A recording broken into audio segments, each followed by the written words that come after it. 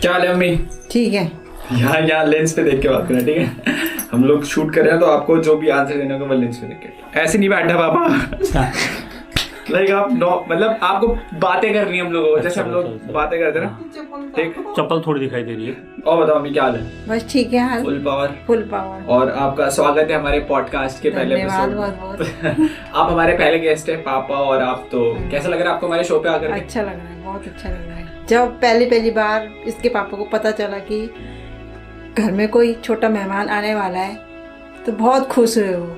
हद से ज्यादा खुश हुए, उन्हें खुशी का ठिकाना ही नहीं रहा। तो जब मैं पैदा हुआ तो आपका रिएक्शन क्या था सबसे तो पहले? उस दिन जब अन्नू पैदा हुआ तो ये होता है कि बेसिकली नर्स जो होते हैं हॉस्पिटल में, डॉक्टर लोग मेल को नहीं आने देते, लेकिन जैसे ही जनरल वार्ड में जच्चा बच्चा को लाते हैं तो ये मुझे लाए। तो जैसे ही मैंने अन्नू को टच किया, इसने बहुत सुंदर स्माइल पास की थी, जबकि आप यकीन नहीं कर पाएंगे कि एक 3, 4 या 5, 6 घंटे का बच्चा स्माइल पास करता है। जब अन्नू अपनी मम्मी के पेट में था तो यहाँ से वहाँ छलांगा, और हमको साफ छलांगे भी दिखाई देती थी। तो पैदा होने के जस्ट साली 5 या 6 घंटे बाद इसने बहुत अच्छी सी स्माइल पास की थी।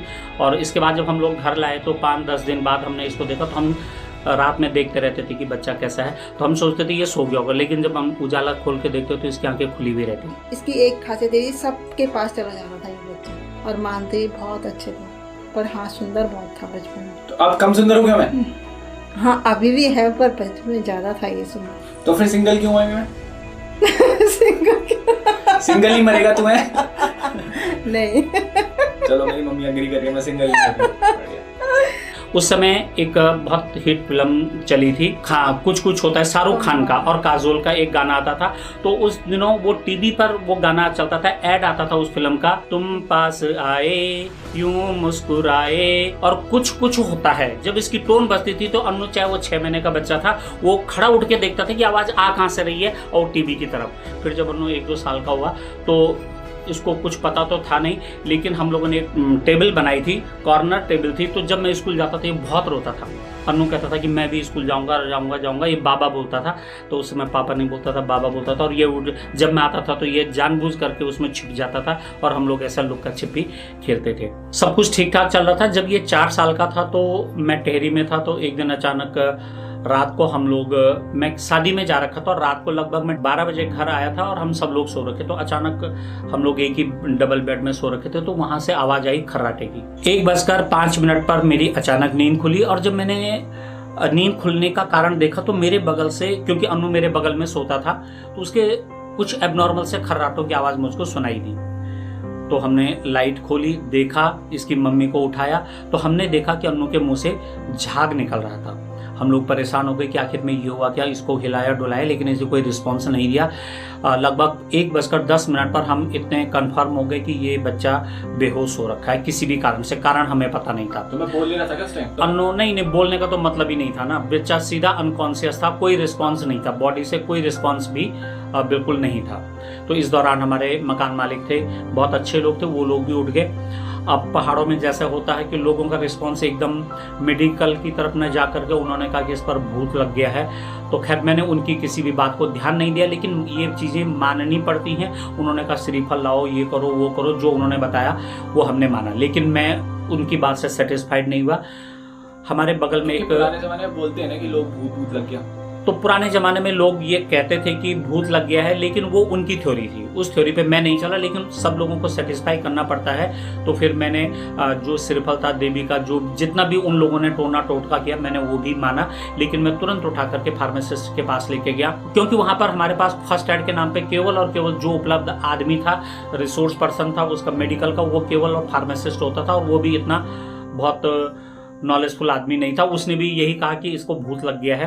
खैर उसने ये कहा कि मेरे बस में नहीं है, आप पुरानी टिहरी ले जाओ। और ये मई की बात है, तो पहाड़ों में मई में इतना गर्म भी नहीं हो पाता है, वहाँ ठंडा ही रहता है। तो मैं फार्मासिस्ट से मैंने कहा कि भाई मैं तो जेब में पैसे भी नहीं लाया हूँ। तो मुझे बहुत अच्छी तरह याद है कि उन फार्मासिस्ट ने मुझे शायद 2,000 या 10,000 रुपये मुझे दिए थे, जो उनके शादी के लिए रखे हुए थे। तो मैंने गड्डी जेब में रखी। उन फार्मासिस्ट भाई ने अपना स्कूटर उठाया, रात ये लगभग 1:30 के आसपास की बात होगी।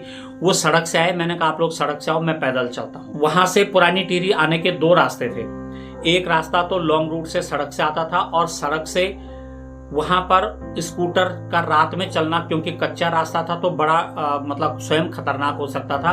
तो 2 लोग वो स्कूटर से आए और मैंने अनुराग को पैदल ही उठाया और कंबल भी उन्हीं लोगों ने दिया था, कंबल में लपेटा, इसकी मम्मी को घर में छोड़ दिया था और मैं अकेला 7 किलोमीटर उस रास्ते से नदी पार करते हुए पैदल आया। और लगभग आप समझ सकते हैं कि वो 7 किलोमीटर का रास्ता मैंने लगभग 1 घंटे में पैदल किया। उस रास्ते से जब मैं रात को लेकर के आया तो लोग ये कहते थे कि ये पूरा रास्ता भूत और पिशाच यहाँ पर रहते हैं। उस रास्ते से शायद आज तक जो मैंने सुना है लोगों से कि उस रास्ते से रात 1-2 बजे कोई भी आदमी जाने की हिम्मत नहीं कर पाया था। बट मैं अकेला चला, क्योंकि जब आदमी परेशान होता तो सामने भूत पिशाच कुछ मायने नहीं रखते हैं। और मैं वो 7 किलोमीटर का रास्ता मुझे बहुत अच्छी तरह याद है कि मैंने 1-1.25 घंटे में पैदल किया था, क्योंकि मेरा प्रेफरेंस ये था कि मैं हॉस्पिटल लेकर के जाऊँ। लगभग 3-3:15 बजे मैं हॉस्पिटल पहुंचा। हॉस्पिटल में फॉर्चुनेटली, अब मुझे इतना याद नहीं है, लेकिन एक आदमी जागा हुआ था, उन्होंने डॉक्टर को बुलाया। तो मैंने उस दिन देखा कि डॉक्टर कुछ एबनॉर्मल सा चेक कर रहा है। तो उस डॉक्टर ने अपने जेब से बाइक या शायद कोई चाबी रही हुई, कमरे की चाबी थी या अलमारी की चाबी थी, लोहे की चाबी, और उसने पैर के तलवों पे 2-3 बार इस तरीके से सेंसेशन को टच किया। और 2-3 बार उसका शब्द मुझे बहुत अच्छी तरह याद है, उसने कहा it is a dead body, और उठाइए यहाँ से। तो आप सब लोग सोच सकते हैं कि पहला बच्चा है, हम जिसको इतने प्यार से रखते थे, उसके it is a dead body कहने पर मैं कह भी नहीं सकता हूँ कि मेरे दिमाग में क्या चल रहा था या क्या नहीं चल रहा था, मुझे कुछ नहीं पता।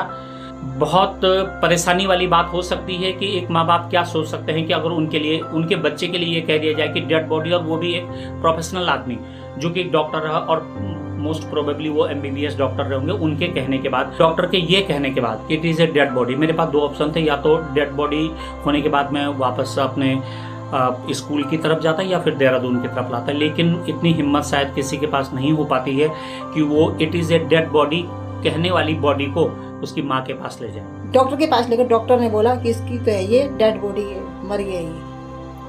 इन्होंने मुझे कुछ नहीं बोला कि ऐसी बच्चे की स्थिति हो चुकी है। फिर इसके पापा ने वहाँ से उठाया। इसके पापा परेशान तो थे ही, हर कोई होता है, हम माँ बाप कोई भी हो, बच्चा किसी का बीमार तो हर कोई होता है परेशान। फिर मैंने अन्नू को कंबल में लपेटा और पता नहीं, मैं नहीं जानता था कि मैं कहाँ जा रहा हूँ, लेकिन पता नहीं कैसे मेरे कदम बस अड्डे के पास आ गए। लगभग 3-3:30 बजे का टाइम था, रात थी, बस अड्डे के पास कोई नहीं था। इस दौरान अब मैं नहीं कह सकता हूँ कि वो अच्छी बात थी या खराब बात थी, लेकिन अन्नू ने वॉमिट कर दी थी। और जो उल्टी करते समय जितना भी बॉडी मूवमेंट होता है, उससे एक हल्का सा आशा तो जग रही थी कि at least this is not a dead body. इसी दौरान हम लोगों ने इधर उधर दौड़ भाग की तो एक गाड़ी वाला मुझे मिला। गाड़ी वाला, अब सौभाग्य कहिए या दुर्भाग्य कहिए, वो एक पैर से लंगड़ा आदमी था और उसने भी बहुत बुरी तरह शराब पी हुई थी। उसको उठाया, मैंने कहा भाई ऐसी ऐसी बात है, लेकिन अच्छे इंसान सब जगह मिल जाते हैं। उस भाई ने कहा कि आपका बच्चा बीमार है, मैं इसको ले जाऊंगा। आप मेरी प्रॉब्लम देखिए, बच्चा बीमार है, ड्राइवर लंगड़ा है और ड्राइवर ने शराब पी रखी। लगभग 6:30 बजे के आसपास हम हिमालयन इंस्टीट्यूट के गेट पर पहुंचे। वहां पर उन लोगों के दादाजी और दादी भी खड़े थे। सभी लोग गाड़ी से हिमालयन इंस्टीट्यूट तक गए। वो फार्मासिस्ट भाई अभी तक मेरे साथ थे और उन्होंने भी काफी हेल्प की, जितना वो कह सकते थे और कर सकते थे। इमरजेंसी में जैसे तैसे करके, मुझे एग्जैक्ट टाइम तो याद नहीं है, लेकिन लगभग 7 बजे के आसपास डॉक्टर आई हुई। डॉक्टर ने कहा कि इस बच्चे को यहाँ क्यों लाए, ये तो परफेक्टली वेल है, आप परेशान करते हो हमें। डॉक्टर डांट रही थी, पर मुझे उसकी डांट में बहुत बड़ी राहत मिली कि बच्चा ठीक है। अतुल छोटा था उस समय, 3 साल को, उसको पता नहीं था क्या हो रहा है, लेकिन वो एक चीज जानता था कि भाई को कुछ ना कुछ हुआ है।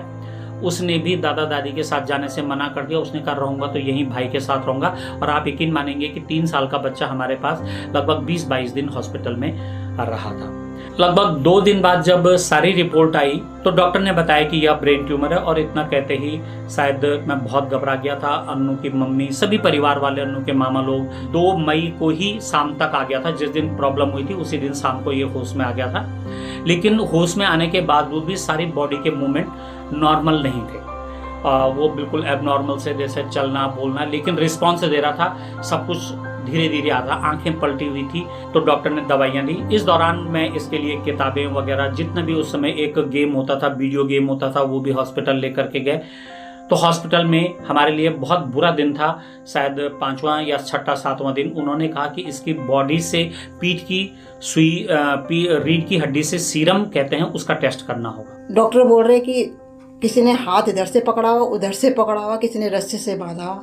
मैं जब बाहर देखती हूँ तो वो बोलते हैं आप बाहर जाइए। जब इसको ऑपरेशन थिएटर में ले गए तो वहां से जब इसके शायद बैकबोन में वो सीरम निकालने के लिए सुई डाली होगी तो इसकी चीखने और चिल्लाने की आवाज़ें पूरे हॉस्पिटल में गूंज रही थी।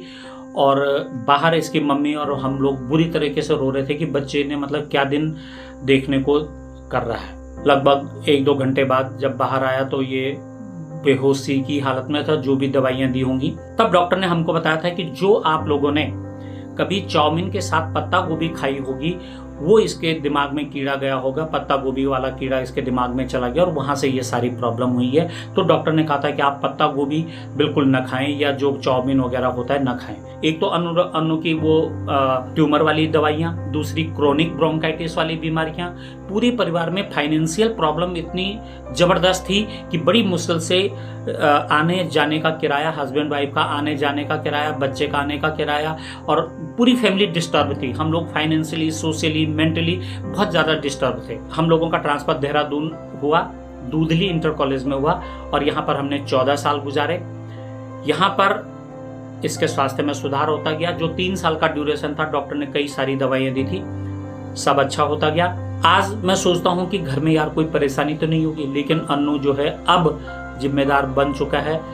बड़ा अच्छा लगता है, रिस्पॉन्सिबल है। लेकिन इसकी जो बाइक है, इसकी बाइक पे एक प्रॉब्लम है कि इसकी बाइक पर मम्मी नहीं बैठ पाती। तो सामान हम सब लोग पहले ही रख लेते हैं, लेकिन छोटा मोटा जो डेली यूज़ का सामान होता है उसको अन्नू लाता है। और आज घर में मम्मी, इसकी अन्नू की मम्मी और अन्नू हैं और पूरी जिम्मेदारी अन्नू ने थामी हुई है। बाकी आप सब लोग देख रहे हैं, ये ब्लॉग भी बनाता है, स्कूल भी जाता है, अपना बीएड भी कर रहा है और अपनी एमकॉम की पढ़ाई भी कर रहा है। Thank you.